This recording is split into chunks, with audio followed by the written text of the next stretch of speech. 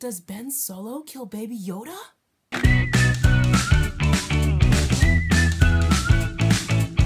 Hey guys, ETJ Writes here. Welcome to Storytelling Analysis 101. Today we're going to be looking at the season finale of The Mandalorian Season 2, The Rescue, and discussing whether or not Luke's return actually makes sense from a narrative standpoint, as well as some other narrative things that happen throughout the story. First off, I have to preface this by saying that I love Star Wars very much. You can see my little Lego ship that I lovingly put together once upon a time. And of course, I got my Star Wars gear. I thoroughly enjoyed watching all of Season 2. It had that classic sci-fi vibe, that Western set in space that really makes The Mandalorian feel like something unique, but also something nostalgic at the same time. I must say that when I was watching Season 2, The Rescue, I found myself completely enamored by everything that was on the screen. I was actually so in shock at the end of the episode that the credits just kept rolling, and I accidentally stumbled onto the post-credit scenes just because I didn't pause it, and that was another great nostalgic moment that I really enjoyed watching. And because I was so taken aback by this and the fact that they put Luke in there, I mean, from the minute I saw the green lightsaber, I was feeling emotions that I have never felt before. And I've felt a lot of emotions. So I had to go online and look at everybody's reaction videos. I've watched the scene probably hundreds of times by now, and I get emotional every single time watching everybody's reactions to it. But some of what people said got me thinking, and it's this. Title of this video. Was Luke's return actually a good narrative move?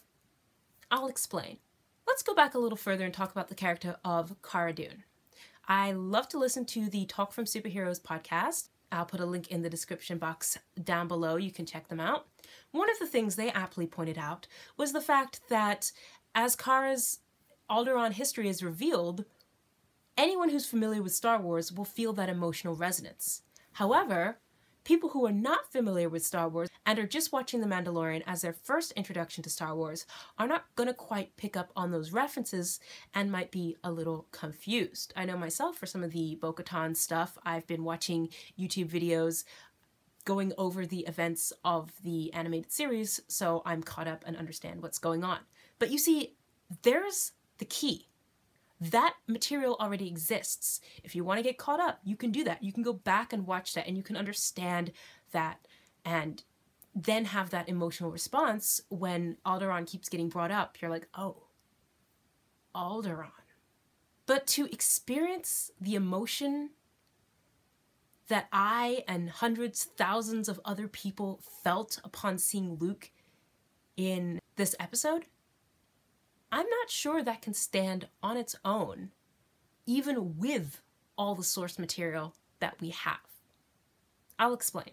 After watching some people's reactions, some people who are a bit more bitter towards Star Wars, or talking to people who are from a slightly younger generation, or people that just never got into Star Wars the same way, and so therefore didn't have as much of an emotional attachment and letdown when it came to the sequel trilogy, they didn't often feel quite the same way. It was like, oh, cool, here's Luke. But it wasn't that moment where millions of voices cried out in joy and everything was right with the Force.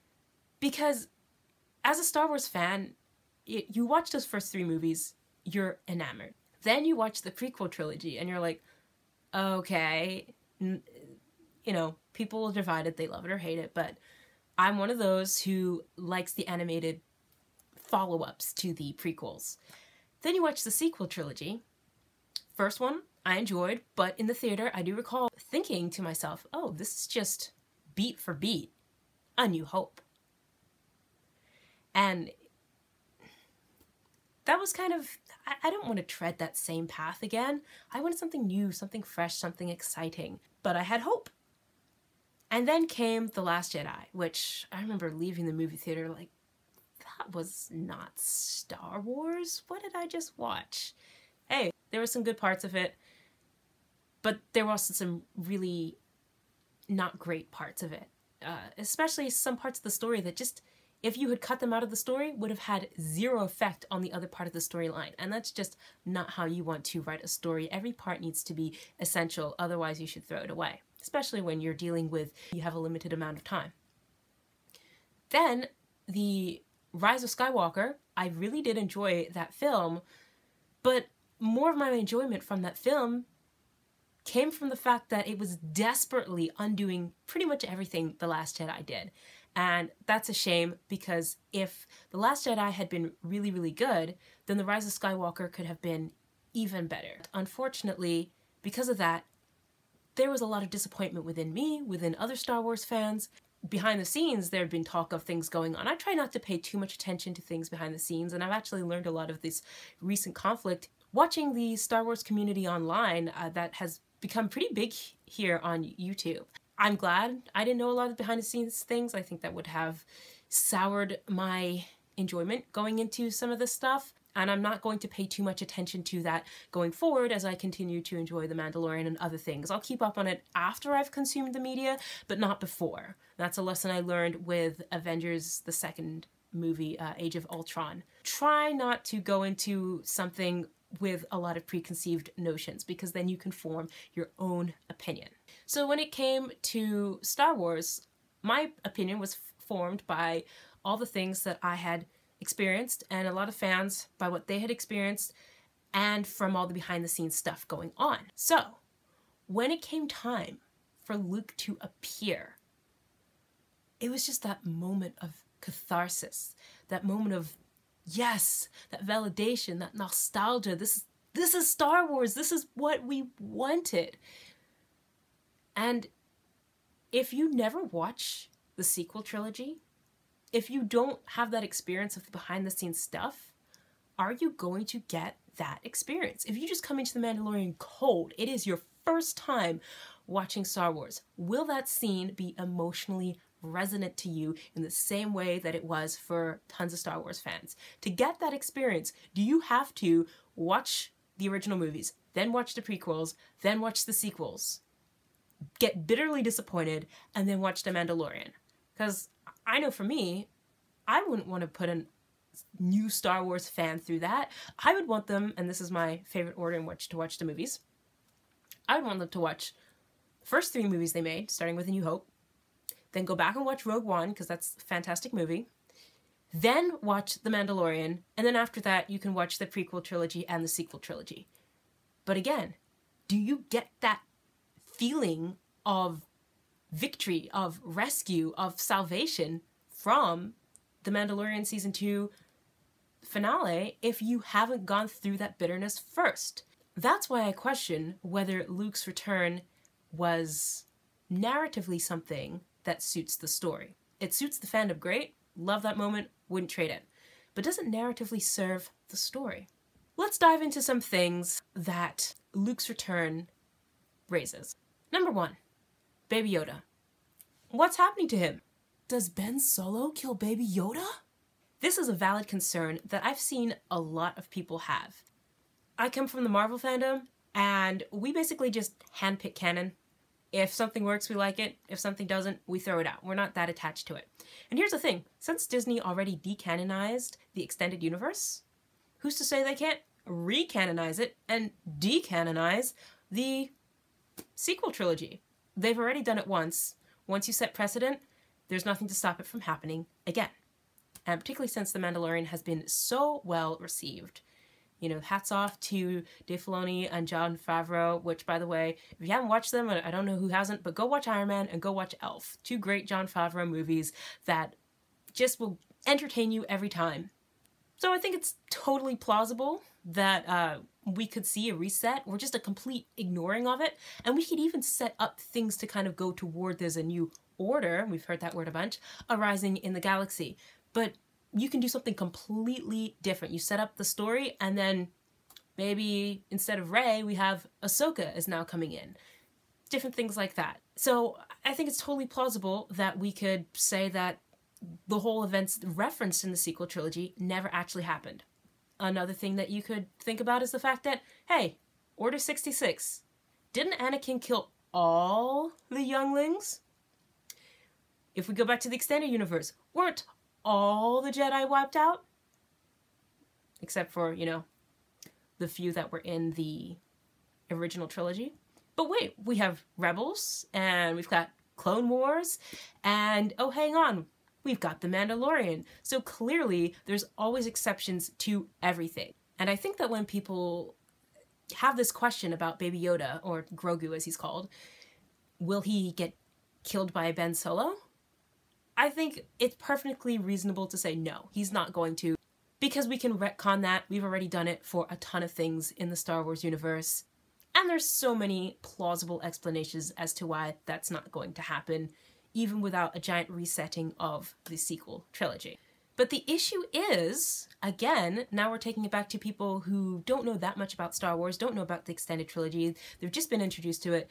Mandalorian is there, maybe they've watched A New Hope, and then they watched the sequel trilogy, and now they watched The Mandalorian.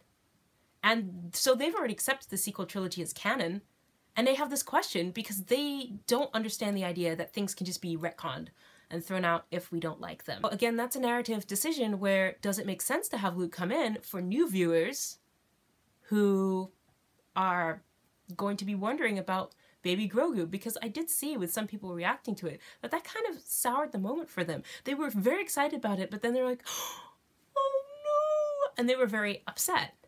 I mean, they were trying to ignore it, but they were still upset. Again, personally, coming from comics fandom, it's gonna be fine. Baby Grogu is going to be 100% fine, particularly because he makes Disney a lot of money. So that's a narrative decision we have to question. Here's the thing though. I do trust Jon Favreau and Dave Filoni.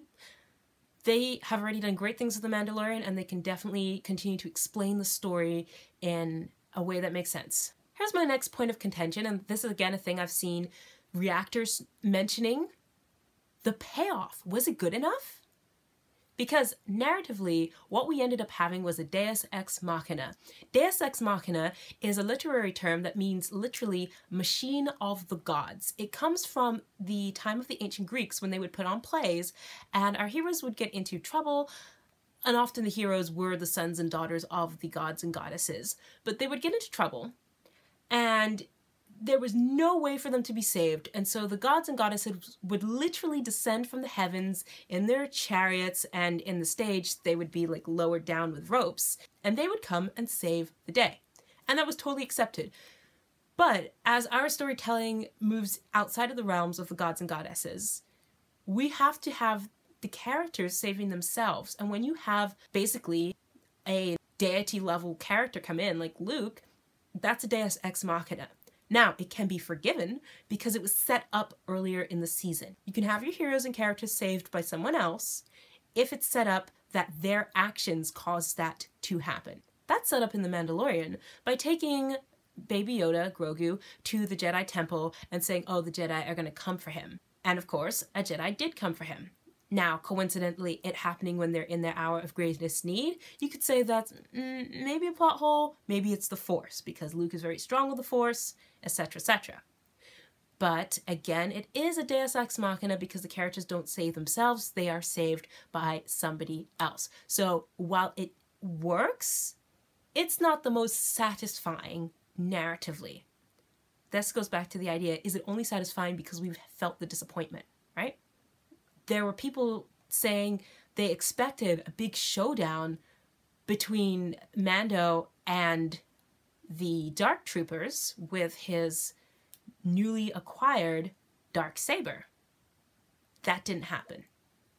There were some cool tense moments on the bridge, but as I mentioned earlier, I've watched this scene literally hundreds of times now, and it takes a long time. It does build tension, and when you're watching it and you're in the moment the first time, you're so caught up with the idea of, oh, this might be Luke, that you don't really notice how long it takes.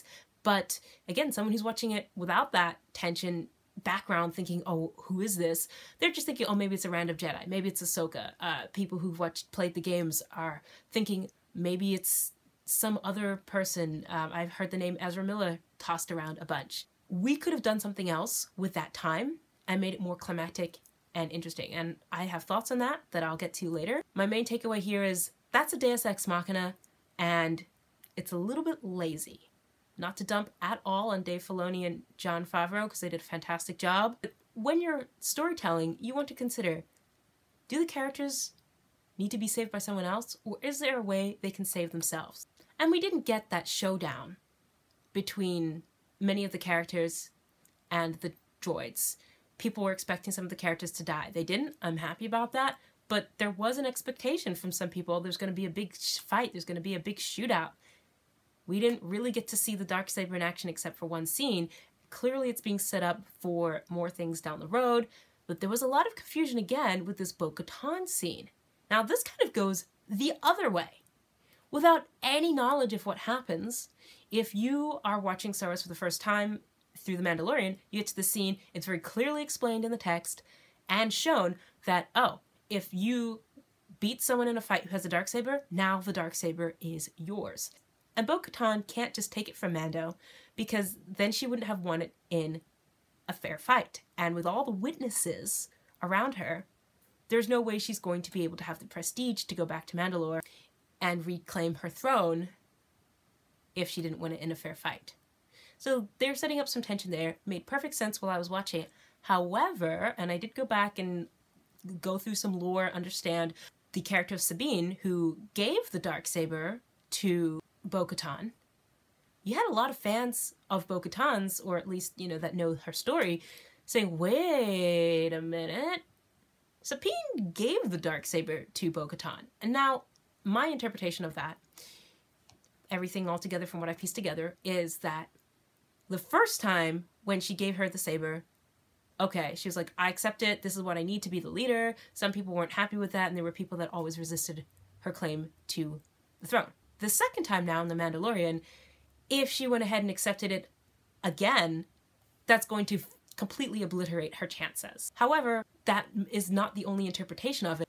And because there is doubt and room for interpretation, it actually opened up a gray area in a lot of fans' mind and said, hold on, isn't this a plot hole? If she could accept it in this source material, how come she can't accept it there? And so because people were confused in that moment who do know extended Star Wars canon, they weren't able to fully enjoy the moment because it didn't make sense to them, and you don't want to confuse your viewers. So that's a narrative thing that's interesting there. And again, they thought there was going to be this big showdown. It was completely stymied by Luke showing up.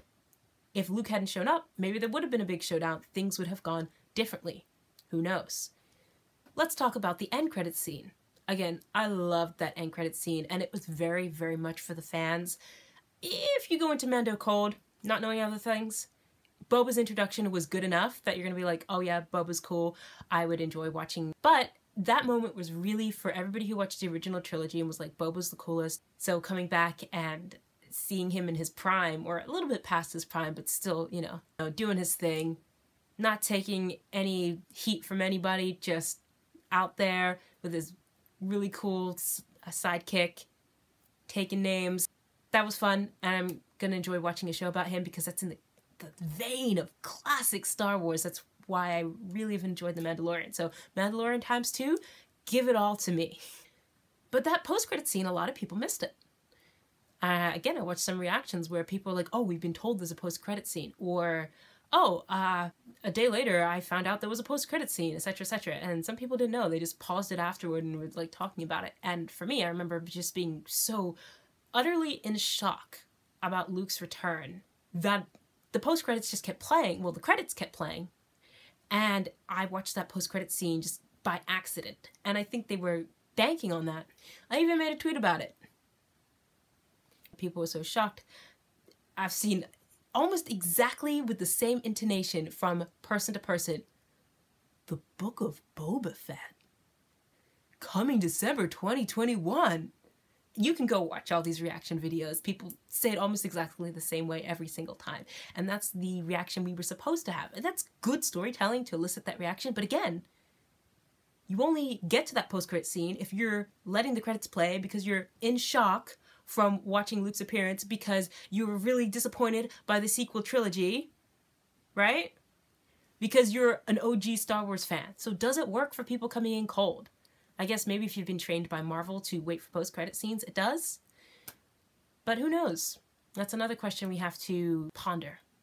As we come in for the close here, I want to shamelessly steal from Talk from Superheroes and use their format of is there anything I would change? The answer is yes. From a fan perspective, it was perfect. It was 100% perfect. That day that I watched it, I had not been feeling well, and it just completely turned my entire day around.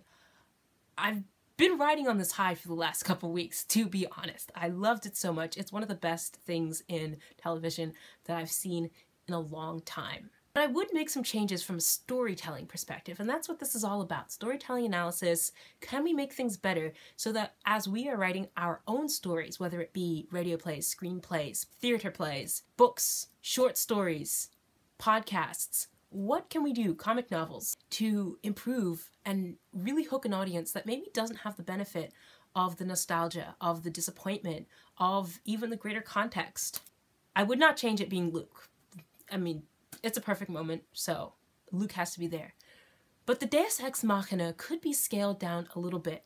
Deus Ex Machina works best for two scenarios. Number one, which they did set up in The Mandalorian fairly well, is that something the character has done creates the Deus Ex Machina moment, and that's Baby Grogu being taken to the Jedi Temple. Number two is your characters have to be in such a desperate place that no matter how hard they try, they can't get out of it. And you might say, well, yeah, the Dark Troopers were about to attack them. Of course they couldn't. But there's the crux, you see, about to. Didn't actually happen. Any number of things could have happened in that moment. They could have tortured Moff Gideon until he did the override code for the Dark Troopers. They could have had the Slave One come back, and Boba picked everybody up, put them in his ship, and off they went. There's a number of different things you could have done for them to escape that moment without conflict. So what you want to do is heighten the conflict, and this is what I would change.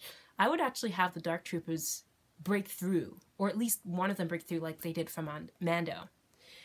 Have them break through, start attacking, and as they are starting to defend, Mando's got his spear out, the blasters are firing, maybe one of the other Mandalorian gals has fallen on the floor, she can't get up.